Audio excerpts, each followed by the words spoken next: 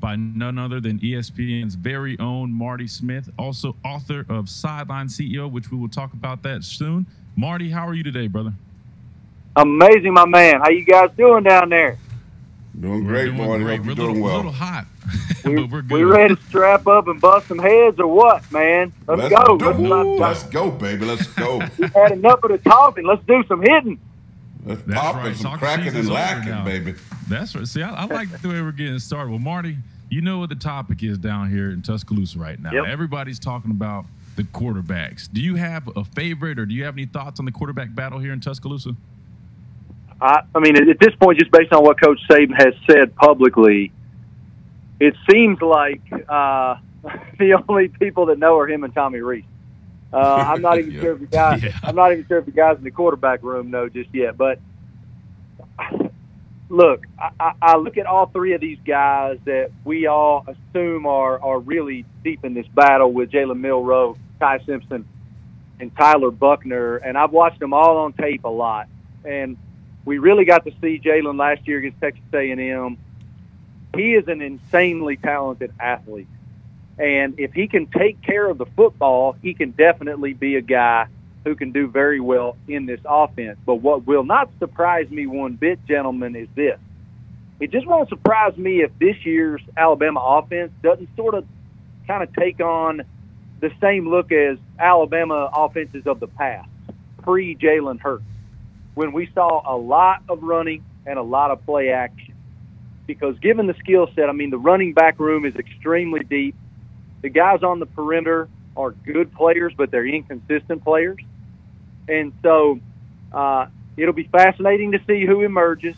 I don't know who it's going to be yet. I don't have any inside the locker room intel there yet. But I think each of those players are good players, but each of them have certain deficiencies that have disallowed them from becoming the dude.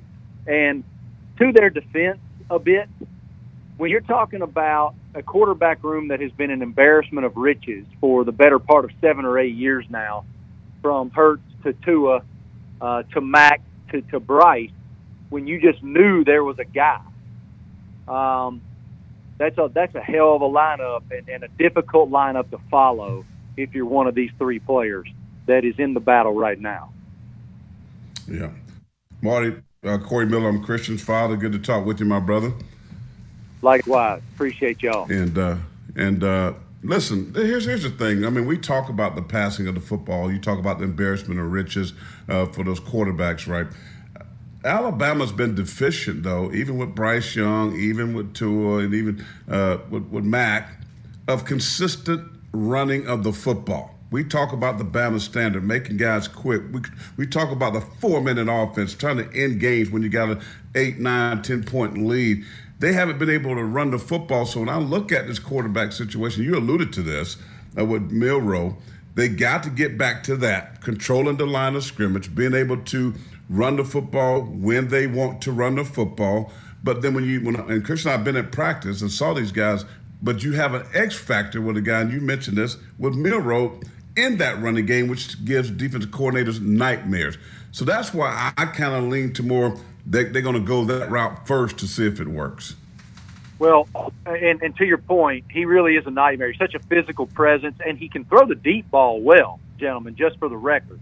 He can stretch the defense. The question is, can he make the right throws at the exact right time when he's checking down and looking at his options aside from the deep threat? That's what made Bryce Young better than – I mean, he's the best Alabama quarterback ever, maybe not named Namath or Stabler, right? I mean, we're talking about the number one pick in the draft and a guy who had that clairvoyance and the ability to know exactly what the defense wanted to do before they did it. All right, so with what we're looking at now in terms of the skill of the players on the field, and that's one thing I give Coach Saban a ton of credit for. Since Lane Kiffin came in as offensive coordinator, he has been willing to tailor his offense to the skill set of the players he has. And these days you have to.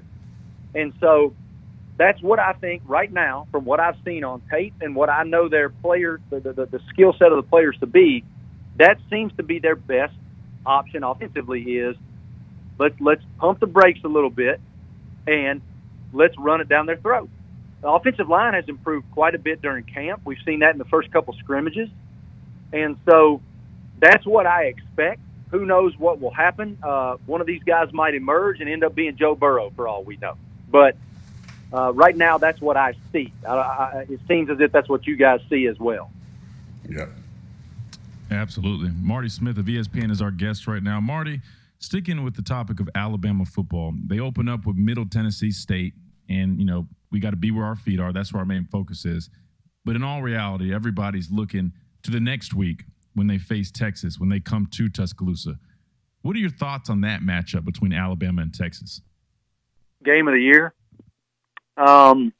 especially early. We've all circled Ohio State, Michigan as well at the end of the season. But early on, there are some unbelievable matchups in week one with LSU and Florida State, and with South Carolina and North Carolina here in Charlotte where I live, on and on. But that Texas-Bama game is the one that everybody is looking at. The rating on TV is going to be outrageous. The game last year was a great football game, and who knows what happens if Quinn Ewers doesn't get hurt last year down in Austin. He seems to be a different player this year to me based on what I see in the media and on social media. He's cut the mullet. He's trimmed out. He's leaned out quite a bit. He's gone from focusing. It seems like to me he's gone from focusing on being the biggest brand he can be to being the best football player he can be. And that's scary because when you're a guy who was a prep icon in the state of Texas at the quarterback position, you reclassify and enroll early at Ohio State, you know that he has major chops. And we know he can spin it. So if they can keep him upright and stay healthy, they have so much talent at Texas, it's crazy. Sark has really done a great job down there getting guys, getting dudes. Now, the game's in T-Town. I can't wait to be there. We'll be there not only with SEC Nation, but won't surprise me one bit if that's where game day ends up too. So it's going to be the game everybody's talking about, and of course Sark will be coming home, as it were. He won a national championship there in 2020 as the OC and did a great job in that game against Ohio State. I'll never forget watching Devontae Smith run free across the middle of the field down there in Miami and against linebackers one-on-one. He just did a great job in that game, Sark did, of creating matchup nightmares for the Buckeyes. But, yeah, I mean, look, that was going to be hard game to win. And Alabama's schedule is ridiculous. I mean, if you look at what they're doing, that's week 2. You get into the meat of the SEC schedule, and they have it's just brutal. So that's going to be a pivotal game for them early in the season to kind of set the course of what they hope to do. Well, I don't know if Alabama fans that are listening to us here on the Miller's Edge probably starting to get a little bit nervous. I've been trying to preach. I'm an ordained minister, Marty, so I've been trying to preach them out of this doubt, of Texas. And I think right now you kind of took that back. They're like, uh-oh. Well, a little nervousness, a little anxiousness is coming in. The most important position in sports is the quarterback position. And when this is the first time in some time that Alabama is entering a season with so many question marks.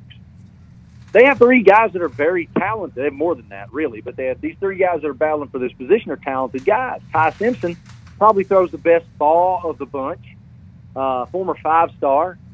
Buckner, of course, knows Tommy Rees really well, was his offensive coordinator at Notre Dame, so they really understand each other. So there is a lot of promise. But you got to show me. And right now, one of these guys has to emerge because all of us outside that locker room, we haven't been shown yet.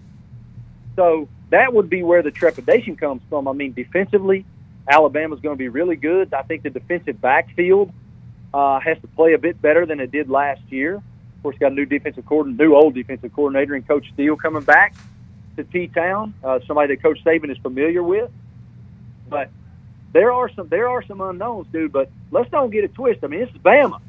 Anybody thinks it's the Bama dynasty right, or that that Bama's dominance is threatened, I mean, that to me, that's ridiculous. People are like, oh, they lost twice last year. Well, they lost twice last year by 4 total points to two very good teams with the quarterback and then practice for a month. Tell them, Marty. Tell them. Well, Marty, I mean, Bryce Young did listen, not practice for a month, and those wide receivers were young. And when you look at what happened, look, both y'all know this. Y'all are ballers.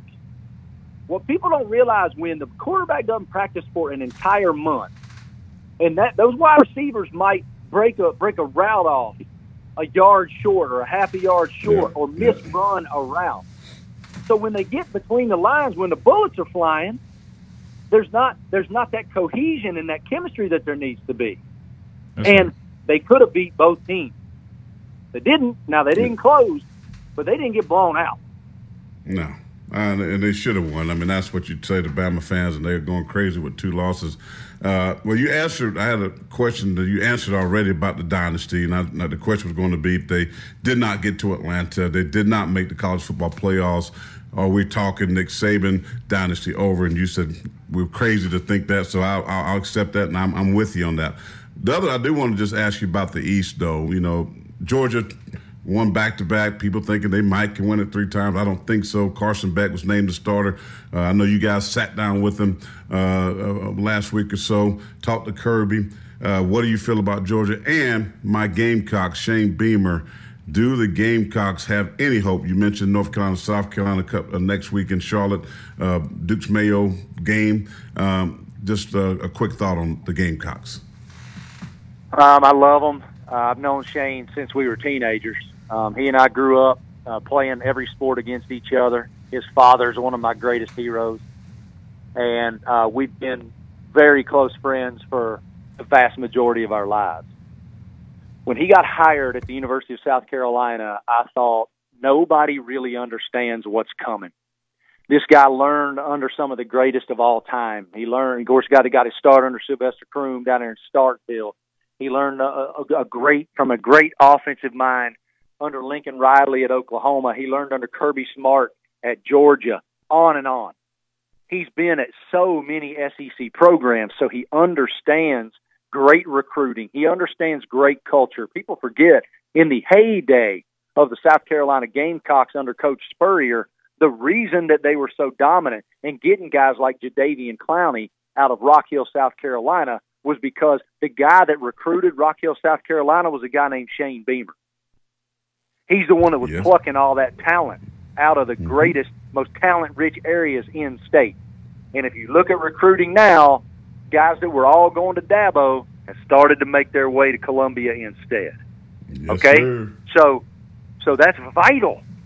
All right, it's vital. Now, I was just at South Carolina practice a couple days back. We went down and did a feature that will air on SEC Nation here coming up next weekend, and it might be the funniest. It might be the funniest thing I've ever done on ESPN. It's hysterical, and I can't wait for y'all to see it. I won't give it away, but yeah, it's must-see TV. I'll say that. And so I was there, and I watched the entire practice, and the culture that Shane has built there is palpable and obvious.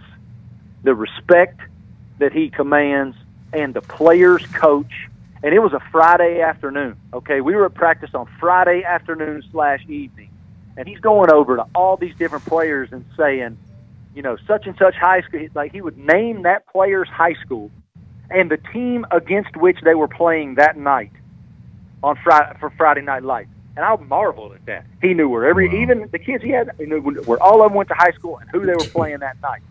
And like, I know that's a small detail, but it's an important detail to the person. This guy cares enough about me to know this much about me. And I've seen Spencer Rattler. I've seen the development and the evolution of him as person and player. I think he's going to have a great season. He's a really good player. He's been inconsistent. He hasn't lived up to what a lot of people expected. As a couple years ago, he was the Heisman favorite entering the season at Oklahoma. But I see a different person. And so I have high expectations for them. I don't think they're going to supplant Georgia this year. Carson Beck's a really good football player, and Kirby's just got it humming. So I like what Josh Heupel's building over there in Knoxville as well. I love Stoops. I mean, you know, we always talk about how hard the West is, and it is. It's the best division in sports. But, man, the SEC East is coming, Jack.